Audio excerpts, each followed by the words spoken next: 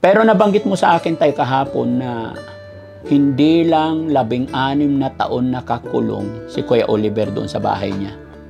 So ibig sabihin matagal na rin nakakulong nung buhay pa yung nanay tatay niyo. Tay, matanong ko lang nung nabubuhay ang iyong nanay at tatay, bakit po nila ikinulong doon si Kuya Oliver? Bakit yung mga iba ninyong kapatid hindi nyo pinagtulong-tulungan para mapakain siya? Alam mo ba yung sinabi ng doktor, Tay? Nakita kasi ng doktor, mga kababayan, na nagkalat si Kuya Oliver. Pero nung nakita nila yung dumi ni Kuya Oliver, ay nalaman nila, pina-check up nila, in-examine pa. Kaya umabot kami doon ng isang araw at magdamag.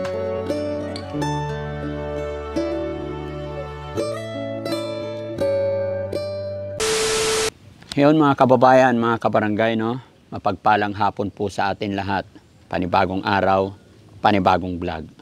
Mapapansin nyo mga kababayan at nakikita nyo itong nasa likuran ko. Dito po at ito po yung nagsilbing tirahan ni Kuya Oliver sa loob ng mahigit 16 na taon, mga kababayan.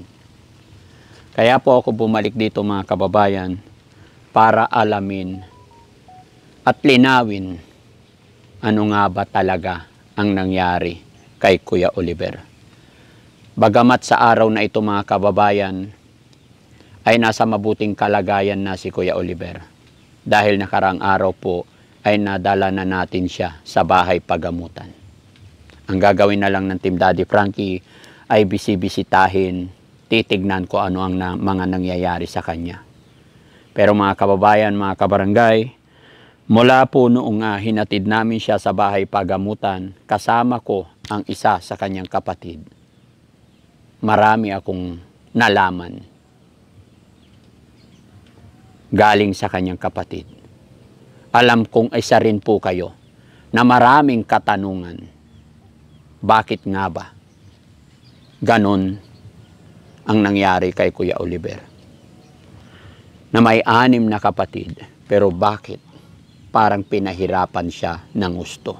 Ano nga po ba ang misteryosong bumabalot sa buhay ni Kuya Oliver? Kung mapapansin nyo mga kababayan, mula rito sa aking kinatatayuan, sa likuran ng kanyang kulungan, matatanaw na po dito ang bahay ng kanyang kapatid, isa sa kanyang kapatid. At ayon pa sa kapatid ni Kuya Oliver, nandito lang din ang ibang kapatid paikot sa lugar na ito. Pero ang tanong mga kababayan, ano nga ba ang nagawa ni Kuya Oliver? Bakit ganun nakalupit ang kanyang dinanas? May nagawa ba siyang kalokohan? May nagawa ba siyang kasalanan? At nagawa siyang ikulong sa loob ng ilang taon? At ayon po sa kapatid na kasama namin kahapon mga kababayan, talagang hindi po araw-araw nabibigyan ng pagkain si Kuya Oliver. May mga time daw po talaga na hindi na nahatira ng pagkain dito. Naglagay na lang daw po ang kanyang kuya ng isang balding tubig sa harapan ng pintuan na yan, at yun din yung nadatnan namin nung unang-una kong pagpunta dito. Para naman daw kung magugutom ay iinom na lang ng tubig. Sabi ng kuya pa nga sa akin, hindi naman daw mamamatay basta may tubig. Binanggit sa akin ng kanyang kuya ay talagang awang-awa ako kay Kuya Oliver ng oras na yon. Kaya naman mga kababayan, sa araw na ito, sa hapon na ito, ay muli natin kakausapin ang kanyang kapatid para alamin kung ano nga ba talaga ang misteryoso sa buhay ni Kuya Oliver. Maging ako ay marami pa rin katanungan, gaya nyo rin, lalong-lalo na sa comment section. Kaya naman mga kababayan, samahan nyo po ko at ating lilinawin kung ano mga kababayan. Kasi kung titignan nyo mga kababayan, malapit lang din naman, natatanaw si Kuya Oliver sa kanyang bahay, magmula po sa kusina ng bahay ng kanyang kapatid. So pag oras ng kainan, matatanaw mo ang iyong kapatid, nagsisigaw, nagugutom. Siguro hindi mo rin matiis yung kapatid mo na hindi bahagian kahit kaunting kanin at ulam. Tapos bigyan ng malinis na tubig. Pero bakit nga ba ganun ang nangyari sa kanya? Mga kababayan, samahan niyo po ako, sabay-sabay nating alamin ang kwento talaga ng buhay ni Kuya Oliver. Dito lang mga kababayan, nilagay talaga nila dito sa manggahan. At ang pagkakaalam ko, ang lupang ito ay kanila rin, no?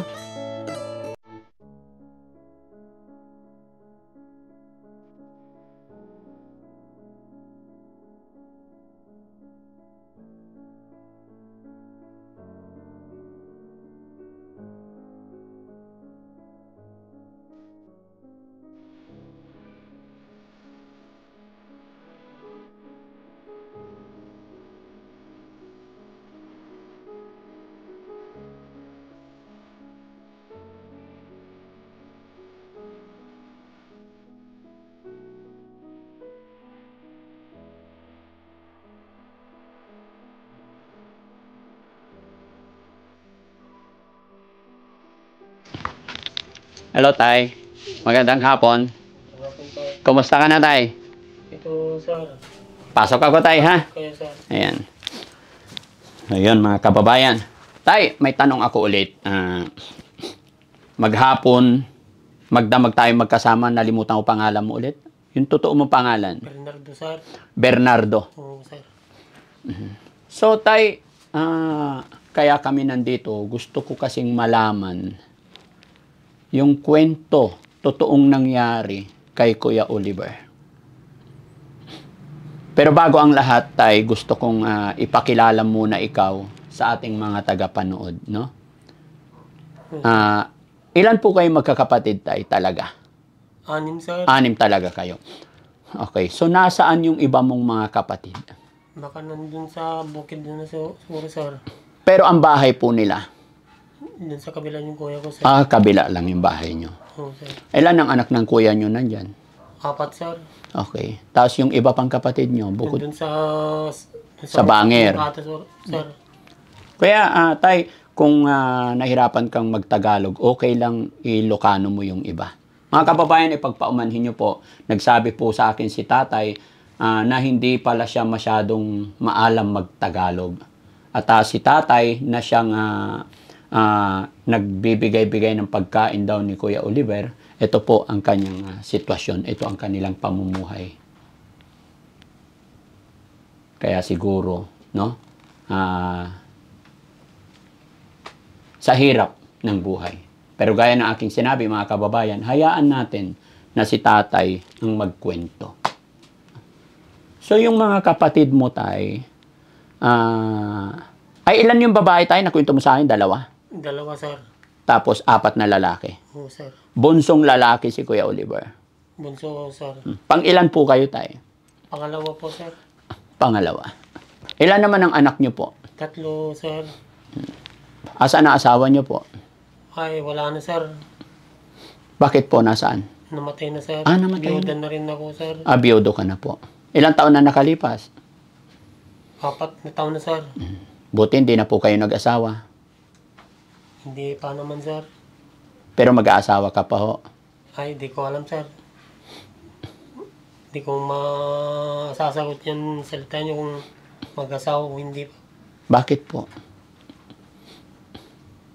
Kasi, sir, sa hirap ng buhay, sir. Pero may nililigawan ka naman, wala? Ay, wala, sir. Wala. Kumusta naman yung mga anak nyo po na 3? Concern naman, ayos naman ng kanila. Sinong kasama nyo dito nakatira? Yung 3 nyo anak? Yung isa lang, sir, yung babaeng kong anak, kasama ko. Ano po? Yung babaeng kong anak na yung kasama ko dito sa bahay. Anak nyo babae ang kasama nyo rito. Oo, sir. Yung iba, 2 nyo pang anak, asaan na po sila? May pamilya na, sir. I see. Okay. Pero Tay, sige. Matanong ko lang, balikan natin po si Kuya Oliver kasi pasensya ka na, Tay, no? Marami pong nagtatanong, lalong-lalo na sa comment section, bakit nga po ganun ang nangyari kay Kuya Oliver? Bakit sa loob ng 16 na taon, hindi man lang siya nadala sa pagamutan? Pero nakita mo naman yung ginawa natin kahapon. Diba? Oo, sir. Nakita mo lahat yung nangyari, kung paano siya i-treat, paano namin siya pakainin, na nakakasunod naman sa amin.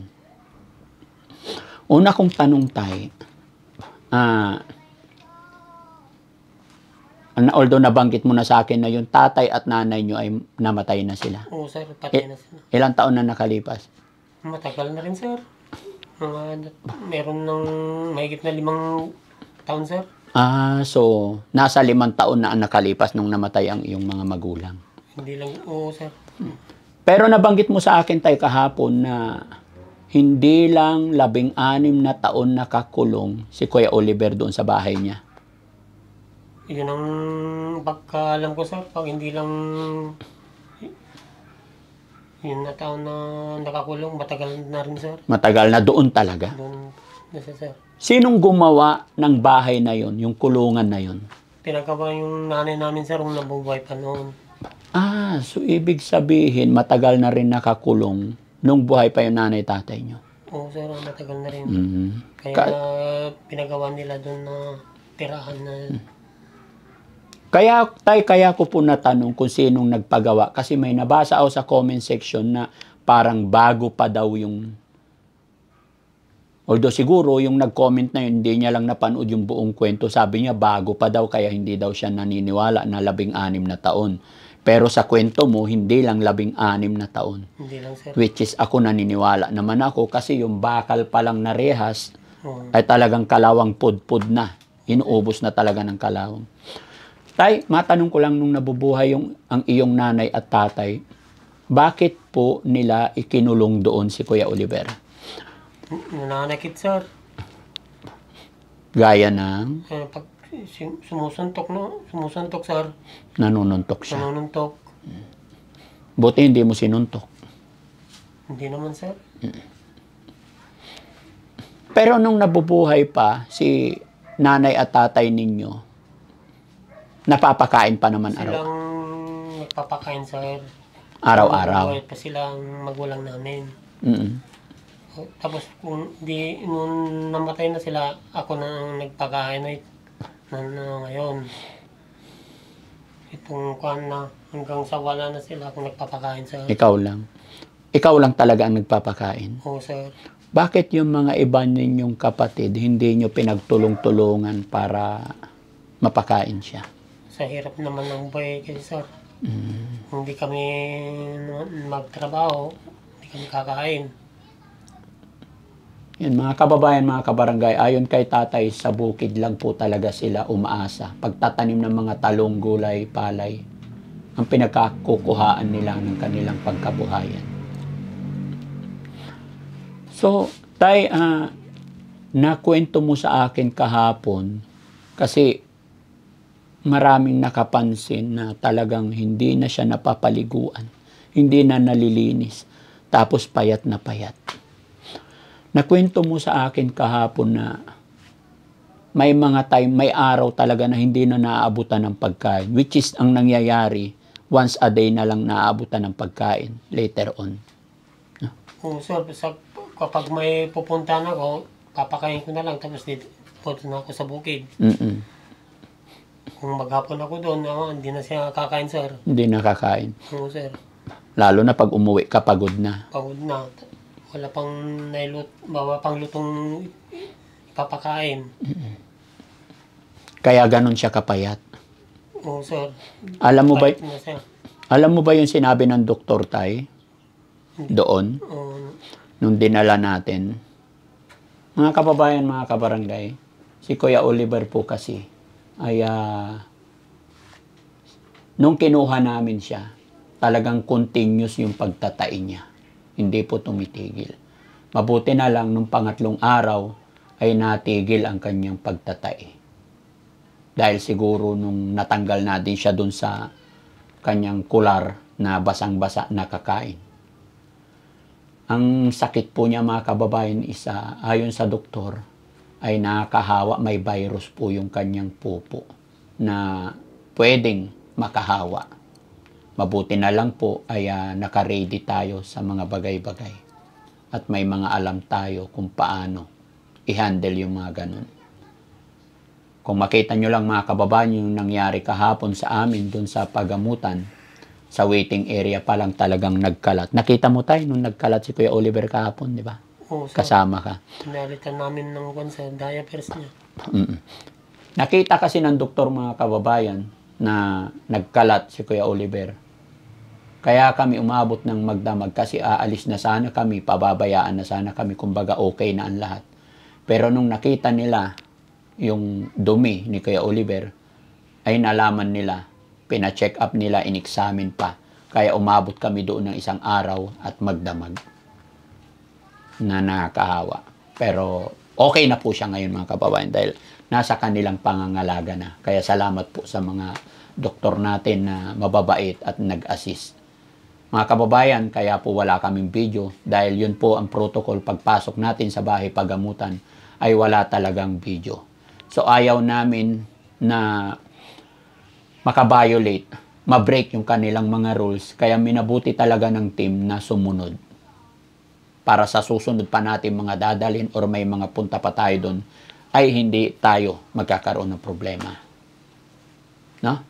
Pero sa ngayon, okay na siya at hihintayin na lang natin. No? So, ibig sabihin tay, nung sinabi mo sa akin kahapon na may mga time na, may mga araw na hindi mo na siya mabigyan ng pagkain kasi sa busy ka or wala ka.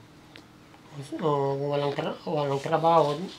Ano yun tay? Dahil din sa walang maibigay na pagkain? Walang maibigay na pagkain. Walang trabaho. So, nung unang-unang kita ko sa kanya tay, isang balding tubig yun nandun sa pintuan niya. So, madalas tubig na lang yung iinumin niya. Sir, pinupunduan ko na lang ng tubig para inom lang ng inom. Inom lang ng inom. Hindi ba pwede tayo nung pag-aalis ka, ibilin din sa kapatid mong nandyan? Hindi. Alam naman nila na nandun, sir. Kapag silang silang magpakain sa kung maharap nila. So, ibig sabihin, hinintay mo na lang na may magkusa. Oo, sir. Hindi mo na sila sinabihan. Hindi na, sir. Puti na lang nandiyan kayo, sir. Na tumulong sa kanya. Tapos tay, sa loob ng ilang taon, walang nag-attempt na nakapagbihis, nakapagpalit ng damit niya, no? Wala, sir. Wala talaga. Wala. Kahit yung buhok niya, walang naggupit. Wala, sir. Walang nag-attempt. Sa akin naman tayo, naisip ko, bakit hindi ninyo naisip nung ilang taon na nakalipas, nakikita mo hindi na siya tumatayo. So, makikita mo na nangihina na siya. Siguro para sa akin, mga kababayan, correct me if I'm wrong mga kababayan, kasi marami naman ako nakikitang nawawala sa sarili na pagala-gala. Hindi po ba kuya, mas nakakabuti sa kanya yung pinakawalan na lang para makahingi-hingi siya ng pagkain? Kaysa naman nakakulong na, andoon na lahat yung tae niya, dumi niya, nakaupo lang, basa yung katawan niya. Pagkapakawalan, sir, mananakit naman. Pero nakita mo na, hindi sir, kaya nang sinabi ko, kasi sa tagal ng panahon na nakaupo, hindi mo ba naisip, ay, nangihina na siya, baka mamatay na siya kasi hindi namin nabibigyan ng pagkain parati. Hindi nyo rin naisip yun. Naisip naman siguro, sir, pero walang maglakas loob na kuhan. Na magbukas. Magbukas. Pero, tay, mula nung nakuha namin siya, kinuha namin, anong sabi ng mga kapatid mo dito? Wala pa naman lang sinabi sa akin, sir. So, ibig sabihin, pala talagang wala nang pakialam, parang hinayaan na talaga. Parang pinaubayan na lang yata sa akin. Pinubaya na lang sa'yo. Okay. So, tay, kasi, mga kababayan, mga kabarangay, no, narinig nyo po yung side ni tatay. At gaya din ng sinabi ng iba, hindi tayo pare-parehas ng komento, mga kababayan. Sabi ng iba, grabe naman yung mga kapatid na yan, pinabayaan. Grabe naman po yung magulang ng mga yan, pwedeng ikulong kasi sa pagkulong nila sa tao. Bawal daw yun, sabi nila. Pero sabi din ng iba, mga kababayan, huwag tayong mag-judge, mag-usga, dahil hindi natin alam kung ano yung punot dulo. Pero sana po mga kababayan, no, sa pamamagitan ng pag-uusap namin ni tatay, ay naliwanagan din kayong lahat. Malaya po tayo mag-comment, opinion, pero unawain din natin ang kalagayan minsan ni tatay. Talagang hindi po pare-parehas ang pag-iisip natin, hindi pare-parehas ang pamumuhay. Gaya ni tatay na sa bukid lang at makita nyo na yung sitwasyon nila. Although, syempre, andyan talaga yung sabi nila, pagkapatid, kailangan talaga magtulungan sa lahat ng bagay. Pero gaya na aking sinabi mga kababayan, hindi nga po tayo pare-parehas. Kaya ngayon mga kababayan na nakausap natin, sana hindi na natin i-bash si tatay at ang kanyang mga kapatid. But cause, ipag-pray na lang po natin si Kuya Oliver para sa agaran kanyang paggaling at masimulan niya muli ang kanyang bagong yugto na kanyang buhay. Tay, sabi mo nahihirapan kang magsalita ng Tagalog. Ano na, pwede kang mag-Ilocano tayo, marami naman nakaintindi. Ano ang masasabi mo sa mga kababayan natin? Ang masasabi ko sa kababayan, tulungan natin ng kapatid ko para gumaling at ipag-pray natin. Kung sino man nakakapanood dito, yun na lang ang sasabihin ko sa inyo. Tulungan natin at ipag-pray. Ano na ang masasabi mo, Tay, sa mga taong nagsasabi na matigas daw yung dibdib nyo, puso nyo kasi pinabayaan mo daw yung kapatid mo? Hindi ko pinabayaan, sir.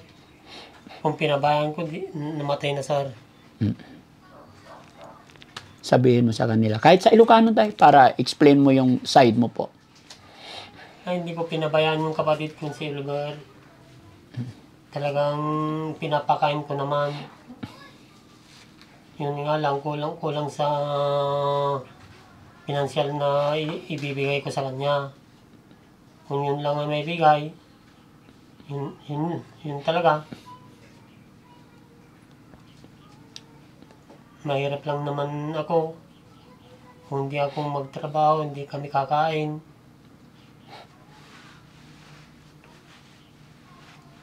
At saka mga kababayan, sa kawalan, kahirapan, si tatay ay hirap talaga. Hindi rin siya nakapag-aral mga kababayan. Pero natapos ka rin ng grade 6 tayo, no? Grade 6 lang, sir. Oo. Hindi tayo. Huwag mong nilalang. Yun ay nakayanan ng ating mga magulang, nakayanan natin. Always magpasalamat lang tayo kay God. Oo, sir. Talaga ng number 1 sa atin, sir. Mag-pray. Opo. Pero nung nabubuhay ang iyong nanay at tatay, talagang alagang-alaga pa si Kuya Oliver. Inaalagaan talaga nila, sir. Nabubuhay pa yung magulang namin. Wala na sila, sir. Kaya kulang sa sustento na, sir. Pero matanong ko pa, isa pang tanong tayo. Sa palagay mo, ano ang naging reason bakit nasiraan ng bait or na-depress si Kuya Oliver? Ang pagkatanda ko, sir, siguro ilang taon siya. Nagpunta din sa kanyan, sir, trabaho din sa Manila. Umuwi, parang may kwan na, sir. Ganun ang ugali niya. Unti-unti, yung lumalalamot, sir. Hanggang sa pinagawa nila ng bahay, nananakit na, sir. Pero nung pinagawa ng bahay, hindi na rin siya nag-attempt, hindi na siya nag-attempt na tumakas, kahit ganun lang yung rehas niya. Kasi, syempre, pag matino pa or malakas, kayang-kaya niyo yung sikwatin yun. Hindi na, sir. Doon na siya. Doon na lang talaga. Doon na talaga ng bahay niya. Hindi niyo siya dinala sa pagamutan. Sa iyong pagkakatanda, syempre, nabubuhay pa yung nanay at tatay. Hindi dinala sa pagamutan. Ang pagkawan ko, sir, hindi yata. Hindi talaga. Hindi. So, sana kung nung nagsisimula pa lang, napagamot agad. Sana, sir. Kung may pira sila siguro nun, pagamot naman. So, ibig sabihin, mahirap na rin talaga ang buhay noon. Oo, Ng nanay, tatay niyo Oo, po. sir. Sa hirap ng buhay, hindi na sila siguro pinagamot. May mga libreng hospital pa naman noon tayo hanggang ngayon. Kahit pina-check up man lang, walang nangyaring ganun. Wala, sir. Siyempre magtataka ka tayo, nagaganito yung kapatid mo. Kahit isa sa inyo, walang napagtulong-tulong na. Ay, pa-check up nga natin, baka nakakain lang ng hindi maganda. Diretso kulong agad. Oo, sir. Since then, nung kinulong, hindi na talaga nakalabas. Ngayon lang siya nakalabas nung dumating ang Team Daddy Frankie. Oo, sir. Ngayon lang lumabas nun na nakita niyo siya.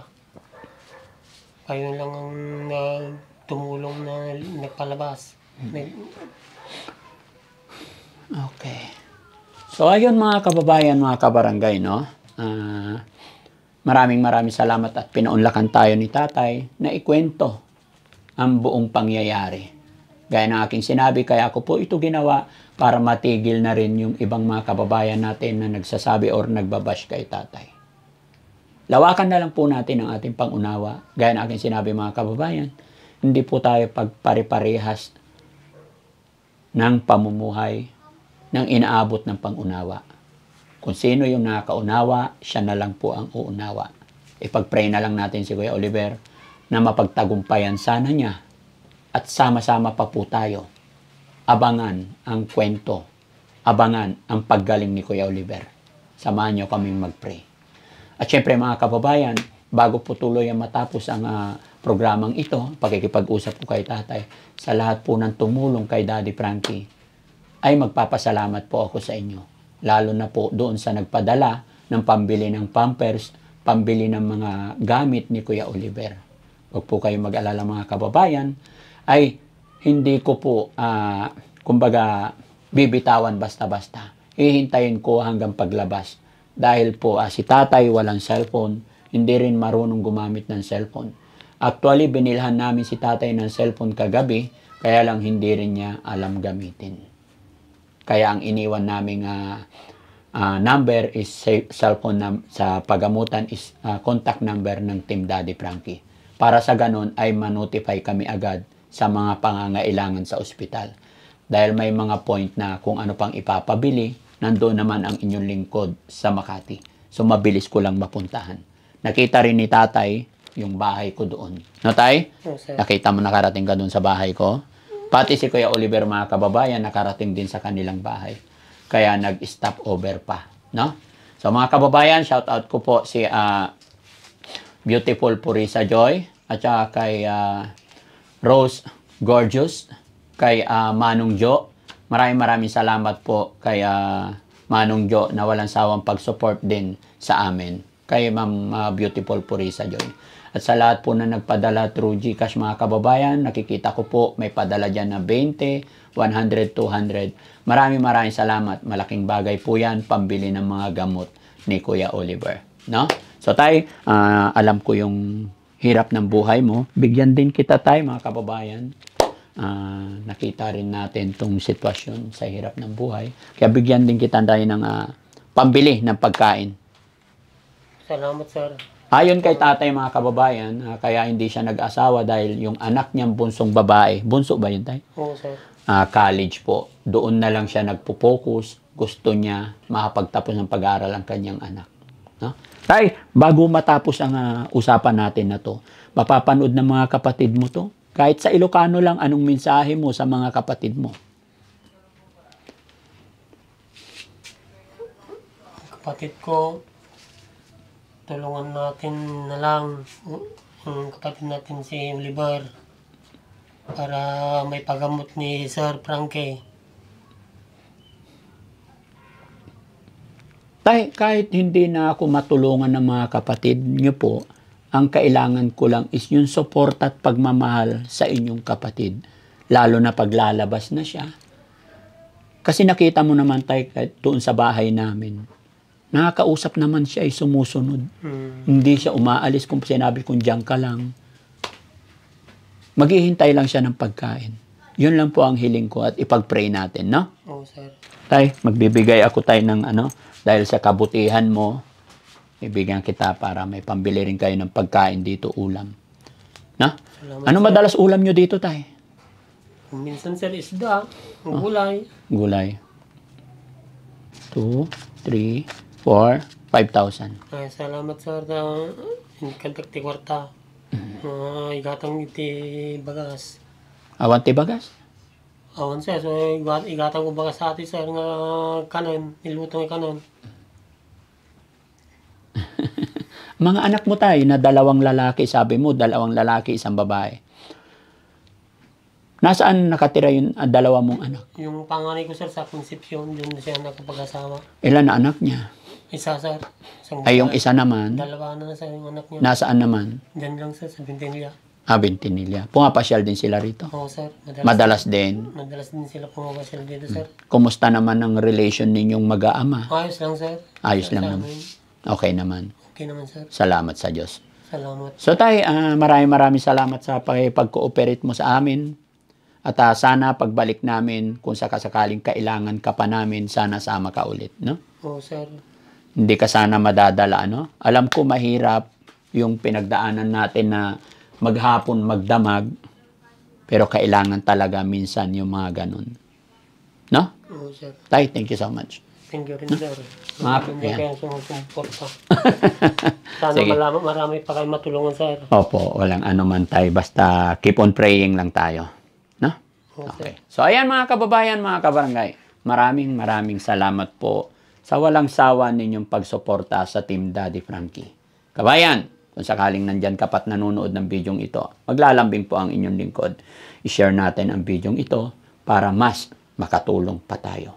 Sa pamamagitan din ng pag-heart, pag-share ninyo sa mga upload videos natin mga kababayan, dyan po kami kumukuha ng itutulong natin sa ating mga kababayan. At syempre mga kababayan, sa mga hindi pa nakakilala ng lubos kay Daddy Frankie, ako po ang inyong host, Daddy Frankie. Magpapaalala mga kababayan, baka may mga hindi pa nakasubscribe sa aking YouTube channel, pwede kayong mag-subscribe dyan at i-click na rin yung bell button nang sa ganun ay lagi kayong ma-update sa mga upload videos pa namin. At lagi po mga kababayan, no, may premiere po kami 7:08 ng gabi. Tutukan po natin mga kababayan. Maraming salamat po and God bless. Magandang gabi.